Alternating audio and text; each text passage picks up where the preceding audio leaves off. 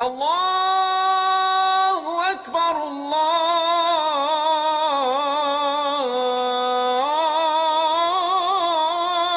اکبر۔ آج ہم اس ویڈیو میں سیدنا عروہ بن زبیر رحمۃ اللہ علیہ کے خاندان کو ڈسکس کریں گے۔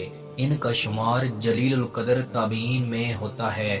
آپ کی پیدائش ایک عالی شان اور معزز گھرانے میں ہوئی۔ آپ کے والد کا نام سیدنا زبیر بن عوام رضی اللہ تعالی عنہ تھا، جو ایک عظیم صحابی رسول تھے جن کا لقب حواری رسول تھا۔ اسلام کی سربلندی کے لیے سب سے پہلے تلوار اٹھانے کا اعزاز حضرت زبیر بن عوام رضی اللہ تعالی عنہ کو حاصل تھا۔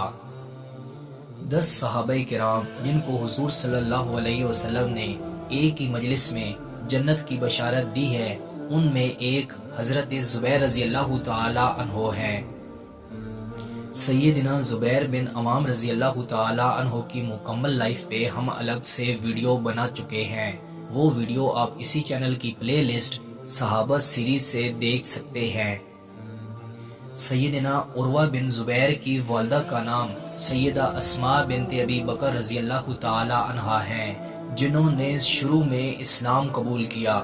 سیدہ اسماء بنت ابی بکر رضی اللہ تعالی عنہا کی لائف پہ ہم الگ سے ویڈیو بنا چکے ہیں۔ وہ ویڈیو آپ اسی چینل کی پلے لسٹ صحابیات سیریز سے دیکھ سکتے ہیں۔ ان کے نانا سیدنا ابو بکر صدیق رضی اللہ تعالی عنہ تھے، جو مسلمانوں کے پہلے خلیفہ بنے، جنہوں نے مردوں میں سب سے پہلے اسلام قبول کیا اور ہر موقع پر حضور صلی اللہ علیہ وسلم کا ساتھ دیا۔